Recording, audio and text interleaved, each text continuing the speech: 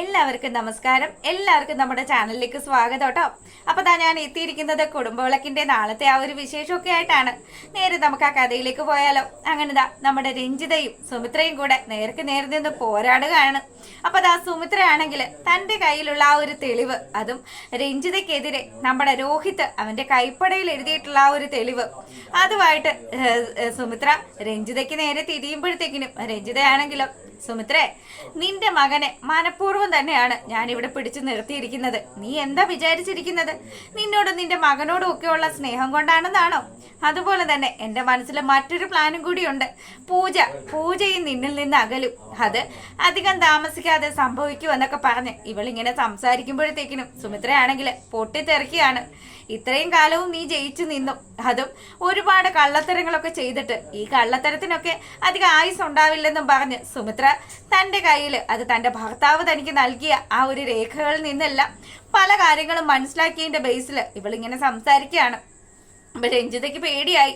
ഇവൾ എന്തൊക്കെയോ സത്യങ്ങളൊക്കെ അറിഞ്ഞു വെച്ചിട്ട് തന്നെയാണ് തനിക്കെതിരെ വന്നിരിക്കുന്നത്, അല്ലെങ്കിൽ ഇവൾ ഇത്രയൊന്നും സംസാരിക്കില്ല എന്നൊക്കെ വിചാരിച്ച് രഞ്ജിത ഇങ്ങനെ പേടിച്ച് വിറച്ച് നിൽക്കുന്ന ആ ഒരു സമയത്താണെങ്കിലും സുമിത്ര പറയുക, 25 വയസ്സ് എൻ്റെ മകൾക്ക് പൂർത്തിയാകുന്ന ആ ഒരു ദിവസം നിന്റെ സകലതും നഷ്ടപ്പെടും. അത് മുഴുവനും എൻ്റെ പൂജയ്ക്ക് തന്നെ വന്നു ചേരുമെന്നൊക്കെ പറഞ്ഞു. അപ്പോഴാണ് രഞ്ജിതയ്ക്ക് പണി മനസ്സിലായത്.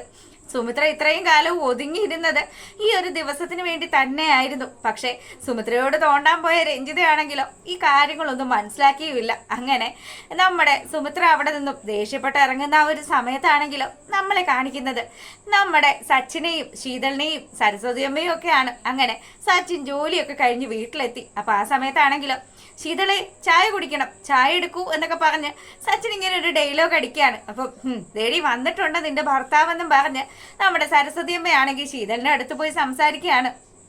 എൻ്റെ ശീതളെ, അവൻ ചെയ്യുന്ന കാര്യങ്ങളൊക്കെ സമ്മതിച്ച് അവൻ്റെ അടിമയെ പോലെ ഇവിടെ ജീവിക്കാനാണ് നീ ഉദ്ദേശിക്കുന്നതെങ്കിൽ നിനക്കും എനിക്കും ഈ വീട്ടിൽ നിന്നും ഈ ജീവിതത്തിൽ നിന്നും ഒരു മോചനം ഉണ്ടാവില്ല എന്നും പറഞ്ഞ് സരസ്വതി അമ്മ ഇങ്ങനെ ശീതളിനെ ഉപദേശിക്കുമ്പോഴത്തേക്കിനും, മോളെ, അച്ചമ്മ ഒരു കാര്യം പറഞ്ഞു തരാം.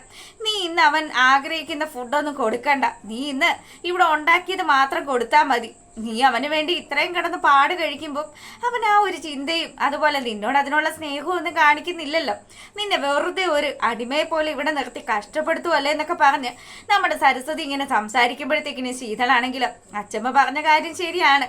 എന്തായാലും ഇന്നിപ്പം ഇത് കൊണ്ടുപോയി സച്ചിന് കഴിക്കാൻ കൊടുക്കാന്ന് വിചാരിച്ച് അന്ന് ഉണ്ടാക്കിയ ആ ഒരു ഫുഡും ഒക്കെ ആയിട്ട് സച്ചിന്റെ അടുത്തേക്ക് ചെല്ലുകയാണ്. സച്ചിനാണെങ്കിലും വലിയ കാര്യത്തിന് കൈയൊക്കെ കഴുകി കാപ്പി കുടിക്കാനായിട്ട് വന്നിരിക്കുന്ന ആ ഒരു സമയം ശീതൾ അവന് ഈ ഒരു ഫുഡ് എടുത്ത് വിളമ്പുകയാണ്. അപ്പൊ സച്ചിൻ ചോദിക്കാൻ, അല്ലേ ശീതളെ, നിനക്കറിയാലോ എൻ്റെ ഇഷ്ടങ്ങളൊക്കെ, ഇതെന്റെ ഇഷ്ടത്തിനുള്ള ഫുഡ് അല്ലല്ലോ, നീ എന്താ ഇങ്ങനെയൊക്കെ തുടങ്ങുന്നതെന്നൊക്കെ ചോദിച്ച് സച്ചിൻ ശീതളിനോട് ദേഷ്യപ്പെടുമ്പോഴത്തേക്കിനും ശീതൾ പറയാണ്, സച്ചിനെ, ഇന്ന് എനിക്ക് ഒരുപാട് പണിയുണ്ടായിരുന്നു, എനിക്ക് തീരെ പറ്റില്ലായിരുന്നു, അതുകൊണ്ടാണ് ഈ ഫുഡ് നീ ദയവ് ചെയ്ത് കഴിക്കുന്നൊക്കെ പറഞ്ഞ് സച്ചിനെ ഒന്ന് കൂളാക്കാൻ ശ്രമിക്കുന്നു. അപ്പൊ ഈ സമയത്ത് നമ്മുടെ സരസ്വതി അമ്മ പറയാണ്, എൻ്റെ പൊന്നു സച്ചിനെ, ഇന്ന് ഈ വീട്ടിൽ ഇതേ ഉള്ളൂ, ഇത് കഴിച്ചാൽ നീ ചത്തൊന്നും പോവില്ലല്ലോ. നിന്റെ എല്ലാ ഇഷ്ടവും അറിഞ്ഞു ചെയ്യുന്നവളല്ലേ അവൾക്ക് ഒരു റെസ്റ്റൊക്കെ വേണ്ടിടാന്നും പറഞ്ഞ് ഇങ്ങനെ സംസാരിച്ചതും സച്ചിനങ്ങ് കലി കയറി. ഞാൻ ചോദിച്ച ഫുഡ് തരാൻ നിങ്ങൾക്ക് ആർക്കും പറ്റില്ല അല്ലേ? ഈ സച്ചിൻ കഴിക്കാത്തതൊന്നും നിങ്ങളാരും കഴിക്കണ്ടെന്നും പറഞ്ഞ് അവൻ കഴിച്ച പ്ലേറ്റും തല്ലി ഉടച്ചു. അതുപോലെ തന്നെ അവരുണ്ടാക്കി വെച്ച ആ ഒരു ഫുഡും ഒക്കെ എടുത്തു കളഞ്ഞു. അപ്പൊ സരസ്വതി അമ്മയ്ക്ക് മനസ്സിലായി, ഈശ്വര, ഇതുപോലുള്ളൊരു മുഴുവട്ടനെ സഹിക്കണമെങ്കിൽ ഇനിയും കുറേ അധികം ക്ഷമ തങ്ങൾക്ക് വേണമെന്നും പറഞ്ഞ് അച്ചമ്മ ഇങ്ങനെ വിഷമിച്ച് നിൽക്കുകയാണ്. അങ്ങനെ ആ ഒരു സീനിന് ശേഷമാണെങ്കിലോ നമ്മളെ കാണിക്കുന്നത് നമ്മുടെ പ്രതീഷാണ്. അപ്പൊ പ്രതീഷ് വീണ്ടും ശ്രീനിലയത്തിൽ വരിക.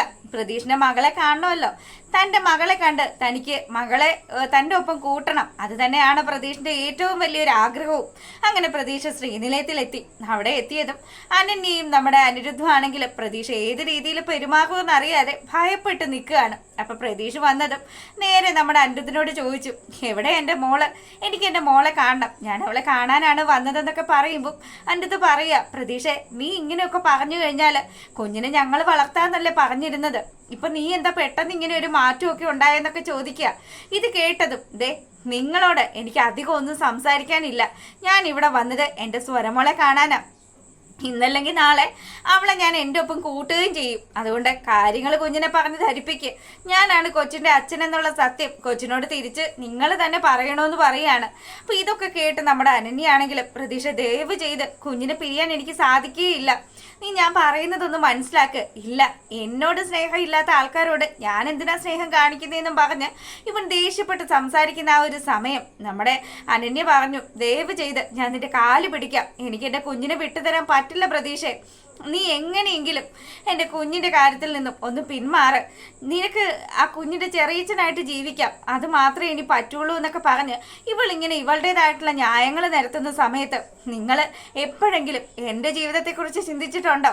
ഇത്രയും വർഷം ഞാൻ ജയിലിലായിരുന്നിട്ടും ഒരു മനുഷ്യർ പോലും എന്നെ ഒന്ന് തിരിഞ്ഞു പോലും നോക്കിയില്ല. അത് നിങ്ങൾ ചിന്തിക്കുന്നുണ്ടോ എന്നൊക്കെ ചോദിച്ച് മറു ചോദ്യങ്ങൾ ചോദിക്കുന്ന സമയത്ത് അനിരുദ്ധ് പറഞ്ഞു, ഞങ്ങൾക്ക് കുറച്ച് സമയം തരണം. നീ കൊച്ചിന് സത്യങ്ങളൊക്കെ പറഞ്ഞ് ഞങ്ങൾ ധരിപ്പിച്ചോളാന്നും പറഞ്ഞ് നമ്മുടെ പ്രതീക്ഷനെ അവിടുന്ന് പറഞ്ഞു വിടുകയാണ്. അങ്ങനെതാ പ്രതീക്ഷ അവിടെ നിന്ന് പോയ ആ ഒരു സമയത്താണെങ്കിലും നമ്മുടെ അനന്യക്ക് വലിയ വിഷമമൊക്കെ ആയി. എന്താ ഇനി നമ്മൾ ചെയ്യുന്നത്? നമ്മുടെ കുഞ്ഞിനെ അവന് തിരികെ കൊടുക്കാൻ തന്നെയാണോ നിന്റെ തീരുമാനം എന്ന് ചോദിക്കുമ്പോൾ അല്ലാതെ നമ്മൾ എന്താ ചെയ്യേണ്ടത്? നമ്മൾ കുറച്ച് കാര്യങ്ങൾ സ്വരമോളെ പറഞ്ഞ് ധരിപ്പിക്കണം.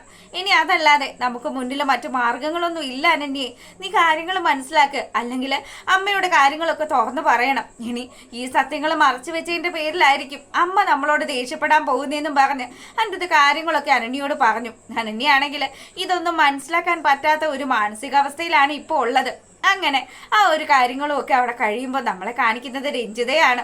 ഈ സുമിത്രയുടെ നീക്കങ്ങളും സുമിത്രയുടെ ഈ ഒരു സ്വഭാവത്തിലെ മാറ്റങ്ങളും ഒക്കെ രഞ്ജിതയെ വളരെയധികം അങ്ങ് ചൊടിപ്പിക്കുകയാണ്. എങ്ങനെയെങ്കിലും സുമിത്രയെയും പൂജയെയും ഒക്കെ തൻ്റെ വരുതിയിലാക്കണം. അപ്പം അതിന് വേണ്ടിയിട്ട് പൂജയെ തന്നെ ട്രാപ്പിലാക്കി നിർത്താം എന്നുള്ളൊരു പ്ലാൻ ഇടുകയാണ്.